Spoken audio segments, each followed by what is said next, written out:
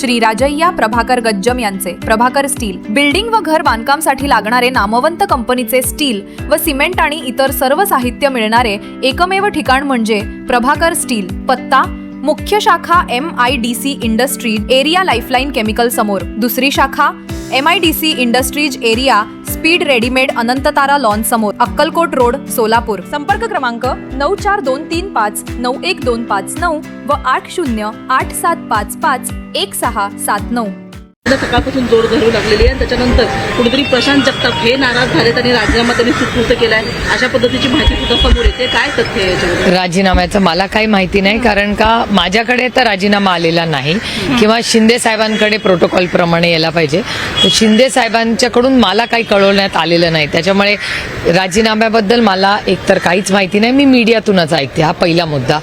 दुसरा की आघाड्या कोणी कशा करायच्या असे अनेक चर्चा अनेक लेवल्सला होत आहेत, त्यामुळे जोपर्यंत आपल्या हातात काही फायनल पडत नाही तोपर्यंत आपण कसं बोलणार ना। पण मग दोन राष्ट्रवादी एकत्र येतात, त्याच्यामुळे प्रशांत जगताप नाराज आहेत का? नाही, ह्याची मला काही माहिती नाही, पण प्रत्येकाचं एक मत असतं। आमचा पक्ष हा अतिशय लोकशाही पद्धतीने चालतो, त्याच्यामुळे प्रत्येक नेता, पदाधिकारी, कार्यकर्ता ह्याच्याशी चर्चा केली जाईल आणि जो काय निर्णय पक्ष घेईल तो सगळ्यांना कॉन्फिडन्समध्ये घेतल्याशिवाय कुठलाही निर्णय होणार नाही। एक तर कालच माझी प्रशांत जगतापांची 2 तास सविस्तर चर्चा काल मुंबईत झाली। ते काल ओखला आले होते, त्यांना 2 तास शशिकांत शिंदेजी, मी आणि माननीय जयंत पाटील आम्ही सगळे 2 तास काल चर्चा केली की कसं काय करायचं, काय ऑप्शन्स आहेत।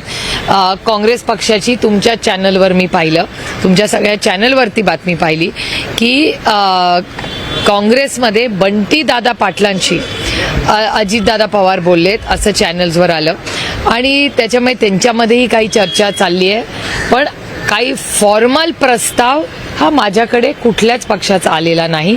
आमची मुंबईमध्ये माननीय उद्धवजींच्या पक्षाची चर्चा चालू आहे। आजही आत्ता राखीताई, मी आणि शशिकांत शिंदेजी त्याच्यासाठी बसणार आहोत।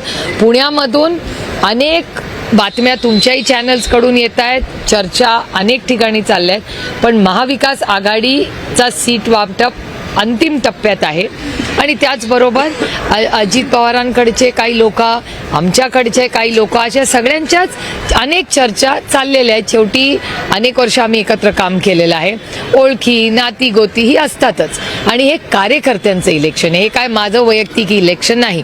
त्यामुळे कार्यकर्त्यांच्या हिताचं जे असेल, ज्या कार्यकर्त्यांनी इतके वर्ष दोन्ही सगळ्याच पक्षाच्या ज्यांनी संघर्ष केला त्यांचंही इलेक्शन आहे, त्याच्यामुळे कार्यकर्ता हा केंद्रबिंदू ठेवून, पुणेकर हा केंद्रबिंदू ठेवून, पुण्याचा विकास केंद्रबिंदू ठेवूनच पक्ष निर्णय घेईल।